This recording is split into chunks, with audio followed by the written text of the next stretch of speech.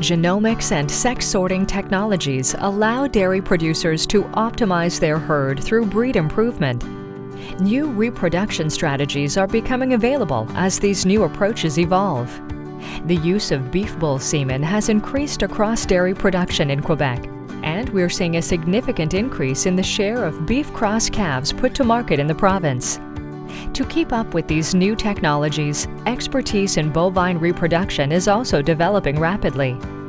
In an effort to help dairy producers benefit from this new expertise on the use of beef bull semen, the PBQ led a study and created a guide. The purpose of the guide is to help producers make informed choices about bull selection and to learn more about the specific demands of the calf market. À la ferme, j'utilise la semence de boucherie. C'est pour faire un choix plus sélectif avec mes animaux et pour diminuer mon cheptel puis avoir un plus-value au niveau des petits veaux qui vont à l'encan.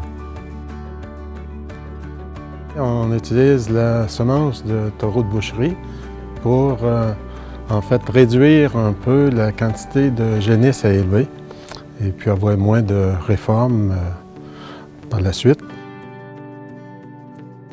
À la ferme Plany, dans le fond, on utilise la semence de boucherie. C'est principalement pour la facilité au vélage. On utilise la semence de boucherie, puis c'est souvent pour les vaches qu'on ne veut pas élever ou les vaches qui ont plusieurs saillies. Nous autres, sur l'investissement, quand on envoie des veaux, c'est toujours plus payant envoyer des veaux croisés Holstein boucherie que croisés juste Holstein.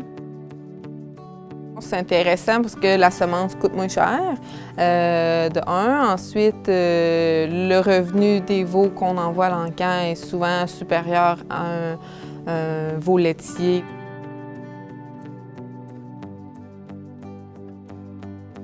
Je m'appelle Anaïs Gingras, je suis agente à la mise en marché aux producteurs de bovins du Québec. J'ai travaillé sur le projet d'utilisation de semences de boucherie en production laitière. Donc, c'est moi qui ai fait la revue littérature, puis l'étude technico-économique par rapport à l'intérêt pour les producteurs laitiers d'utiliser de la semence de boucherie. Pour établir la stratégie d'utilisation de semences de boucherie en production laitière, il faut d'abord connaître son taux de remplacement. Donc, une fois qu'on sait le nombre de vaches qu'on a besoin pour notre relève, on peut établir la quantité de vaches qu'on peut inséminer avec la semence de boucherie. Donc, plus on utilise de semences laitières sexées, plus on va être capable d'utiliser de semences de boucherie. Donc, plus on va avoir un bon revenu pour nos veaux aussi à l'encan. Pour les producteurs laitiers, ce qui est intéressant avec l'utilisation de semences de bovins de boucherie, c'est premièrement au niveau du taux de conception et de la facilité de vélage. Donc, en général, la vigueur hybride va permettre d'avoir un meilleur taux de conception, puis aussi une bonne facilité de vélage si on choisit un taureau qui a aussi une bonne facilité de vélage. Quand on croise deux races, le veau, généralement, va avoir des performances supérieures à la moyenne des performances de ses parents. C'est la vigueur hybride. Ensuite de ça, au niveau de la santé du veau, c'est un enjeu de bien-être. Donc, c'est des veaux qui sont en meilleure santé, qui ont moins besoin de médication, qui ont moins de mortalité aussi. Donc, c'est super intéressant à ce niveau-là. Puis finalement, il va aussi avoir un meilleur prix à l'encan.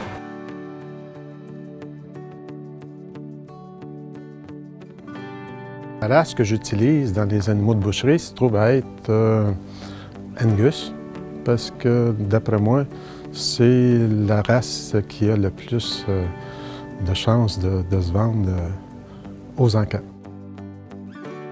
C'est la semence des Angus. Ça, c'est parce que jusqu'à date, je trouve que les veaux ils sont très vigoureux, pas trop grands au vélage, puis c'est très recherché en ce moment. Et la facilité de la disponibilité est là.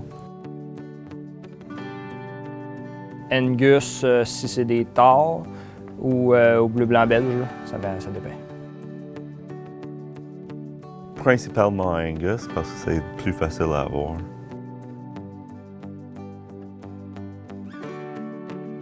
Quand on choisit un taureau de boucherie pour l'insémination de vaches laitières, on ne peut pas considérer uniquement la race. Donc, il faut aussi considérer les évaluations du taureau. Parce que même au niveau de la race Angus, par exemple, il va y avoir des taureaux qui vont être particulièrement performants en engraissement. Il va y avoir des taureaux qui vont être faits pour faire les mères des veaux d'embauche.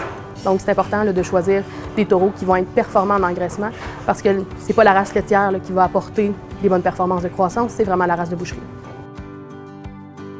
Une chose qui est recherchée par les acheteurs, c'est l'uniformité des lots. Donc des croisements avec des races un peu moins connues ou qui n'ont pas de volume suffisant à l'encan, c'est pas recherché par les engraisseurs. Les producteurs de bouvillons, notamment, ont des gros lots, donc vont rechercher des croisements qui sont disponibles en grand volume à l'encan pour former des groupes uniformes.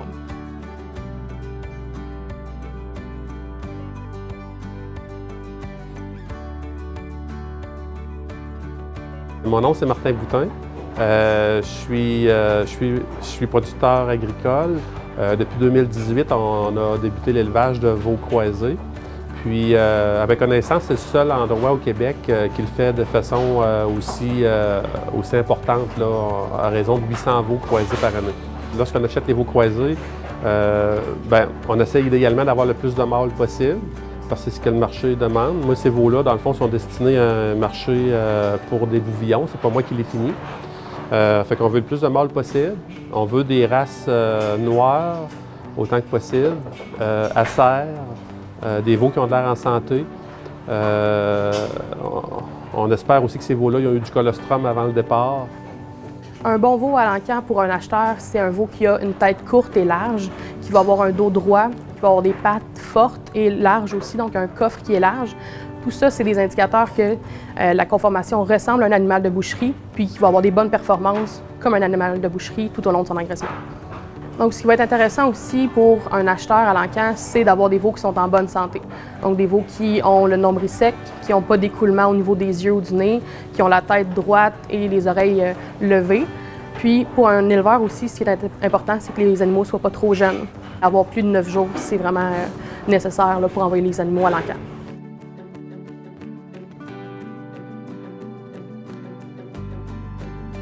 On aimerait que les producteurs de lait, quand ils font le choix de semences de boucherie, discutent avec leur conseiller, dans le fond, leur inséminateur, pour avoir des qualités de taureau qui sont davantage pour la qualité de la viande ou la qualité de croissance. Aujourd'hui, il y a plus de veaux, puis plus de veaux de qualité.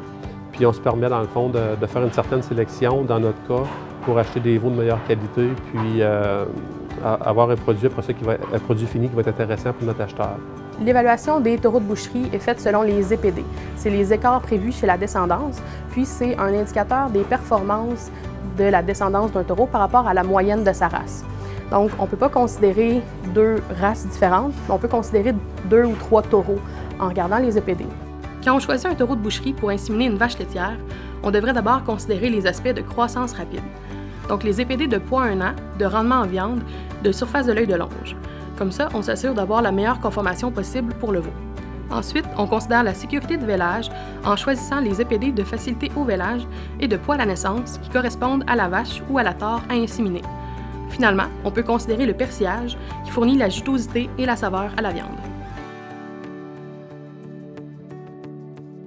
Nous autres, on souhaite que les producteurs de lait donnent le colostrum au veau.